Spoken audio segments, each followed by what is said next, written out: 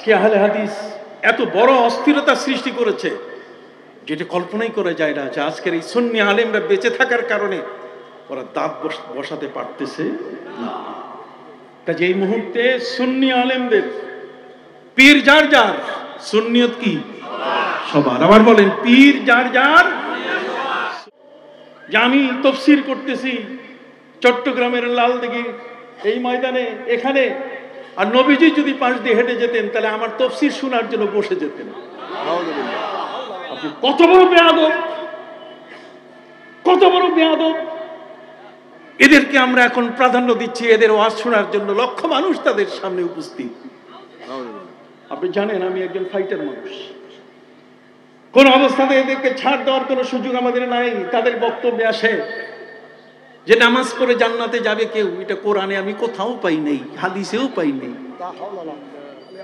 মানুষগুলোকে নামাজ থেকে বিমুখ করার জন্য, নামাজকে গুরুত্বহীন করার জন্য, যেখানে ৮২ বার পবিত্র কোরআনে নামাজের এই বিশাল আজান এসেছে, ডাক এসেছে, আলোচনা এসেছে, সেটাকে গুরুত্বহীন করার জন্য এই সমস্ত কথাবার্তা।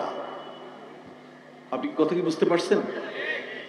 আমি নাম ধরে বলতে চাই না, আমি এতটুকু আপনাদেরকে বলতে চাই, এই ফাতেহাবাদের সুন্নি কনফারেন্স এটা চালিয়ে যাবেন ৪৪ বছর নয়, কিয়ামতের আগ পর্যন্ত।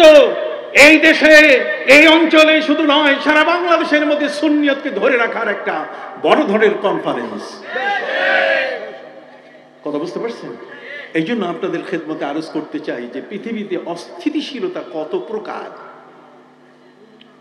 আজ ফতোয়া দেওয়া হচ্ছে যে স্বামী নামাজ পড়ে, স্ত্রী নামাজ পড়ে না। স্বামী ৫ ওয়াক্তের নামাজ পড়লো, স্ত্রী ৩ ওয়াক্তের নামাজ পড়লো, ২ ওয়াক্তের নামাজ পড়তে পারে নাই, কাজে স্ত্রী তালাক। কি আজব আজব কথাবার্তা! এ গাঁজাখোররা কি কথা বলে! এদের বক্তব্য শুনে আমরা অবাক হয়ে যাই, অ্যাস্টনিশড হয়ে যাই, যে এরা কি বলতেছে আজকে। যাই হোক, আমি আপনাদের সম্মুখে বলতেছিলাম, নবী করিম সাল্লাল্লাহু আলাইহি ওয়াসাল্লাম বলেন, আইয়ারতাহু বিউম্মি, তুমি তাকে তার মায়ের নামে গালি দিয়েছো, তার মানে কাইল্লার পো কাইল্লা। কালোকে কালো বলার, কালো বলে তাকে কষ্ট দেওয়ার ইসলাম আমাদেরকে শিক্ষা দেয় নাই। অথচ আমেরিকার মধ্যে সেখানে কালোরা কালোই হয়ে আছে, সাদারা সাদাই হয়ে আছে, সাদা আর কালো একসাথে মিশে না। আর আমার নবী সাল্লাল্লাহু আলাইহি ওয়াসাল্লাম তিনি হযরতে বেলালকে মিনারায় উঠাই দিয়ে বললেন, তুমি আজান দাও, তোমার আজানের ডাকে দৌড়িয়ে আসবে সব মানুষ। কথা কি বুঝতে পারছেন? কি আজব আজব কথাবার্তা তারা বলে, যে কিয়ামতের আগে নাকি মসজিদে নববীতে কুত্তা পেশাব করবে। হুজুর কোথায় যাবো? আমি সহ্য করতে পারতেছি, আমার জন্য বড় কঠিন হয়ে গেছে সহ্য করা এই সমস্ত কথাবার্তা, যে কিয়ামতের আগে কুত্তায় মসজিদে নববীতে কি করবে? পেশাব করবে। নাউযুবিল্লাহি মিন যালিক। এই যে তওবা সকাল বিকাল, এরা বেশ কিছু বলার পরে তওবা করে, আবার যেই কি সেই হয়ে যায়। বড় দুঃখজনক ঘটনা। তাহলে অস্থিরতা কে তৈরি করেছে? অস্থিরতা তারা তৈরি করেছে। আজকে আহলে হাদিস এত বড় অস্থিরতা সৃষ্টি করেছে যেটা কল্পনাই করা যায় না, যে আজকের এই সুন্নি আলেমরা বেঁচে থাকার কারণে ওরা দাঁত বসাতে পারতেছে না। কাজে এই মুহূর্তে সুন্নি আলেমদের পীর যার যার, সুন্নিয়ত কি সবার। আবার বলেন পীর যার যার, সুন্নিয়ত কি সবার। এই সমস্ত আলেম আমাদের, এরা মারজা, এরা আমাদের একমাত্র জায়গা, তাদের কাছেই আমরা যাব, তাদের দিক নির্দেশনা আমরা মেনে চলবো। কথা কি বুঝতে পেরেছেন?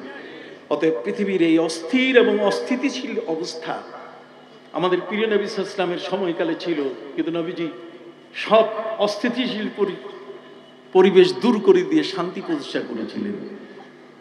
তিনি সাদা আর কালোর মধ্যে পার্থক্য তুলে দিয়েছিলেন। নেলসন ম্যান্ডেলা তিনি বলেছিলেন সাদা আর কালোর মধ্যে কোনো পার্থক্য থাকবে না। এই কথা বলার কারণে ২৭ বছর তাকে জেলে থাকতে হয়েছে। তো সে একটা কথা বলার কারণে জেলে ছিল, একটা ভালো কথা বলার কারণে আজকে সেটাকে মূল্যায়ন করা হচ্ছে। আর আমার নবী সাল্লাল্লাহু আলাইহি ওয়াসাল্লাম তিনি তো কোটি কোটি কথা বলেছেন, যার কারণে ওই রোমান সম্রাট হেরাক্লিয়াস, সে আমার নবী সাল্লাল্লাহু আলাইহি ওয়াসাল্লাম সম্পর্কে বলেছে, যদি এই হেমসের পার্লামেন্ট থেকে প্রিয় নবী সাল্লাল্লাহু আলাইহি ওয়াসাল্লামের দরবারে যাওয়ার আমার সুযোগ থাকতো, লাওয়াসালতু ইলাই লাগাসালতু আলা কাদামাই, তাহলে আমি নিজে হাতে পানি ঢেলে ঢেলে নবীজির কদম মোবারক দয় ধুয়ে দিতাম। সুবহানাল্লাহ। কথা বুঝতে পারছেন? বাইজেন্টাইন সম্রাট, সেই রোমান সম্রাট হেরাক্লিয়াস পর্যন্ত আমার নবীর কদম মোবারক ধুয়ে দিতে চেয়েছে।